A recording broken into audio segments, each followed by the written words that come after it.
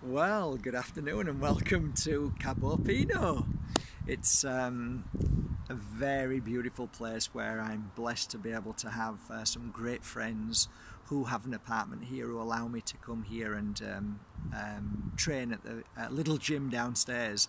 So I always say I'm not rich, but I'm very rich with friends who are so kind and caring towards me. So I live that kind of beautiful life that I'm able to go places around the world and experience it and not have the headache of owning the properties or whatever, so I'm really blessed, and this is no exception. So it is a beautiful day today. This morning I went to see Reg Lenny and grabbed a coffee with him.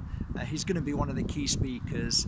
It's so interesting how people are really dedicated in their own way to how they perceive the world and how they want to share their love and their experiences to help people grow. And he certainly is one of those guys who has his own uniqueness, and I love that about people. I love their uniqueness and their difference. We all have our motivations. Mine is, I suppose, really to see people just be at peace. I think when I see people who have been to me over the years and now they've got this inner peace of knowing that everything's okay and no matter what comes their way they can cope with it, I think that's ultimately what I do this for. It is a beautiful day today. It is a day of sunshine, and I think, listen, I'm rubbish at all this, but is it spring? Or is it as the clock's going forward and back this week and it's all going to start to be gorgeous? Well, let me tell you, the sun is shining bright down on me. I'm not so sure if this is going to work too well because we're outside, of course, but I was given a gift just above you. You can't see it, but it's like a little microphone, and it has its own very special little fur cover. So I'm hoping this sounds okay. The video before this with Reg Lenny, I thought the sound was pretty bad because it was so far away, but then maybe if I'm going to do more interviews I'm going to have to look at buying a camera or some microphones that link in or something like that. But anyway, it's a great day today. So the topic today I'd like to discuss with you guys, if it's okay, is one which has often brought a lot of pain and sadness to my clients as well as me, because I have to see this and go through this with them because I grow together and help as often as I can. There's only so much time a healer can give to a certain circumstance and a situation, but suffice to say I've seen this many times. So what are we talking about today? Well, we're talking about our children and how sometimes they're led down a path of addiction. I don't think there would be anything worse in my life if I found out one of my children was addicted to drugs or alcohol or whatever, addicted to something. I think that would be really challenging for me, and because if it was my child, it's always hard to be able to do anything for your own children. And the reason why I say that, and I don't mean that in a negative, what I mean is that I think our children are so used to us that it's never, whatever we say, it's like it's water off a duck's back. And that's one of the challenging things, because I don't know what it is, whether it's inherent in us children as we grow up that we never have actually listened to our parents. I don't think it's only when we get to a certain age when we realise actually our parents were right and we didn't listen. But maybe it's a rebellious thing because of schooling, and I'm not sure, but if you have children who listen to you, you are really blessed. So I think that's the first thing I want to say to anybody out there who has a child and who is addicted to a substance. I really mean this with my hand on my heart. I truly admire you for going through what you're going through today and what you have to endure and see because no one, and I mean no one, should have to endure that feeling of a child going through such a traumatic moment in their life. However, I have a smile on my face because I can tell you this, guys. Some of the most amazing souls that I have ever met in my life have been the ones who have endured heavy doses of medication, heavy doses of narcotics, drugs of all descriptions, and alcohol. You see, my feeling is that when we are growing up, there's two kinds of energy that a child has. One which is trying to release the stress of what you know and I know is the energy of not really truly understanding life, and we're trying to make sense of it. When we leave school, we know nothing. We think we do, but we know nothing.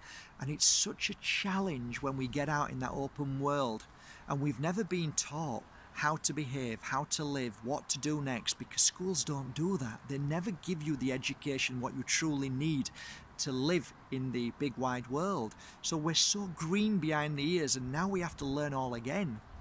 And that's really challenging, guys. And I think, if you ask me, predominantly I think that is one of the major reasons why as children we go off the rails, because life is so challenging and we didn't realize what a shock it is when we get into this big wide world and start to, try and make sense of it.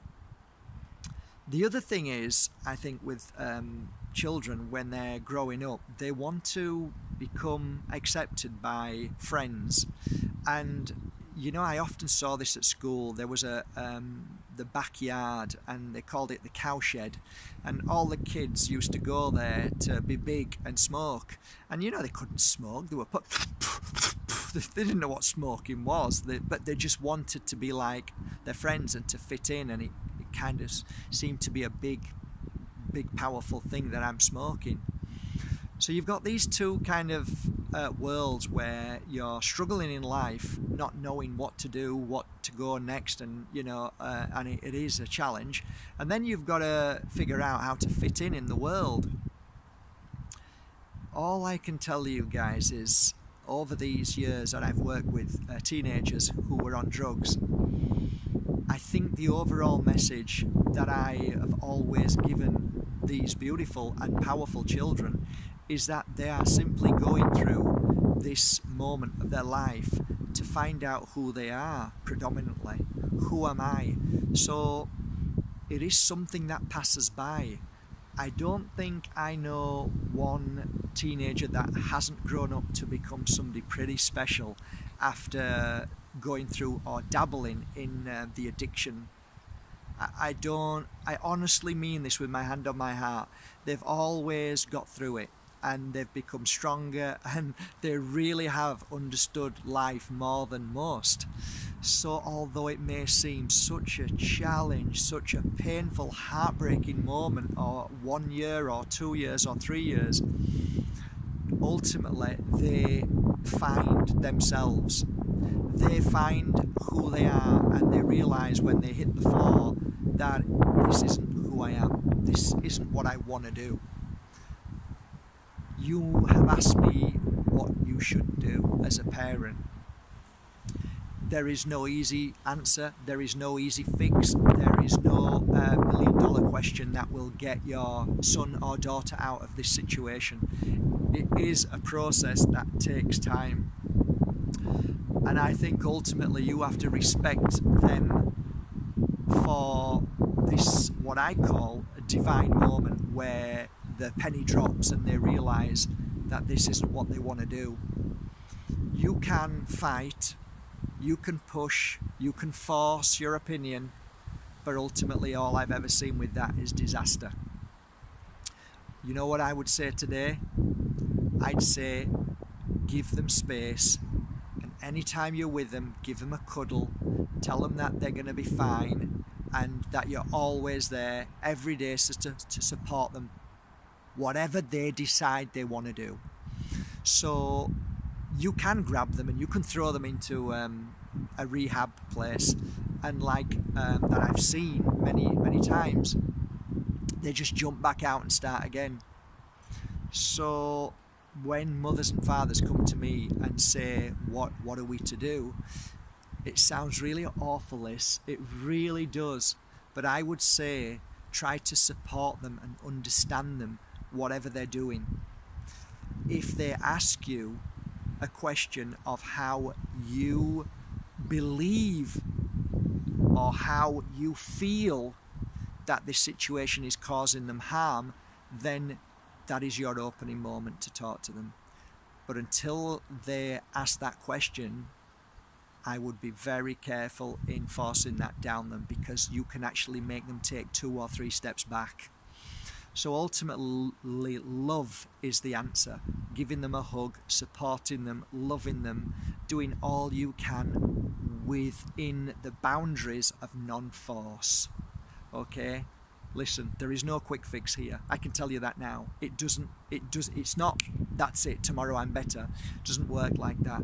It's a slow progress, simple steps, slow steps, but always be the stronger. Always be there for them, and always tell them that they are amazing, that their future is amazing, that what you see for them is everything. It's going to be amazing. Now, you'll often get people who come onto Facebook who are teachers, who are guides, who will say, don't ever say that to a child, because when they actually believe it and they find out that they're not, then that makes it worse for them.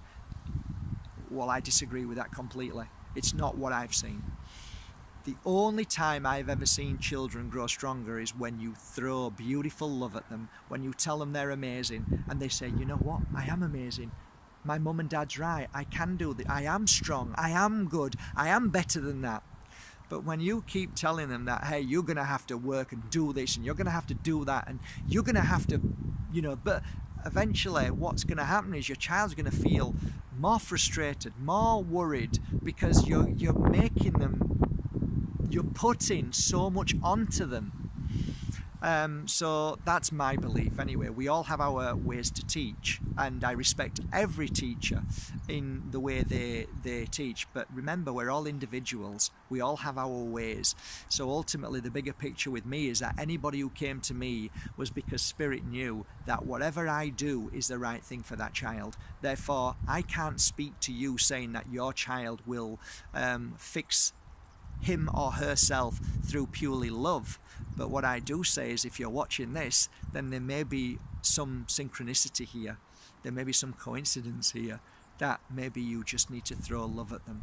Maybe you just need to surrender yourself and trust them, and stop worrying about them, and hug them every day and just support them in a way of you trust them and you know that they're going to overcome this. I want to leave you on a final note, guys. I had a drug addiction for a short while, and it was because I went through a traumatic breakup of my first marriage, and I did the party scene. I went and did nightclubs, and I used to dance, and I used to love it, and I thought it was everything, and I did it on a weekend, not during the week, so I was like a clubber, and I really enjoyed it, and I thought it was okay. And I look back now and realise that all what was happening then is I was trying to heal myself, and the only way I could do that is by letting things go and not focusing on them. And how do you do that? Well, you take a substance. A lot of people take substances like alcohol. After they finish work and they hate it, they go to the pub and release some stress through alcohol. The thing is, some people have an intolerance or a tolerance to certain things, and sometimes we're either lucky or unlucky, and if we're unlucky, then we go down the route of being a compulsive drug taker or alcohol taker, and it kind of turns into a life path almost. But in general, I would say that on a percentage, I would say at least 90% of people, if not more, it's just a phase of healing and getting over the worry of life. And once you've gone past that, you've done that, you grow stronger like me, and you get to realise how wonderful life is. And how could you ever know how wonderful life is if you haven't experienced these difficult moments? Today's a difficult subject, of course, but I hope some of it made some sense. And I suppose I'm here now sharing my true story with you, that I used to be a clubber and I used to take substances then, and now I'm as healthy, as fit and wonderful, and I can safely say that the only reason why I did it was to get over a painful divorce many years ago. And that was it, really. And I'm here now as living proof that you can become stronger, and I can tell you this as a fact. A lot of the healers that have come to the Pure Energy Healing Academy tell me the same story about their life and what they've been through. So I always think to myself, the greatest healers in the world are the ones who have gone through the most pain.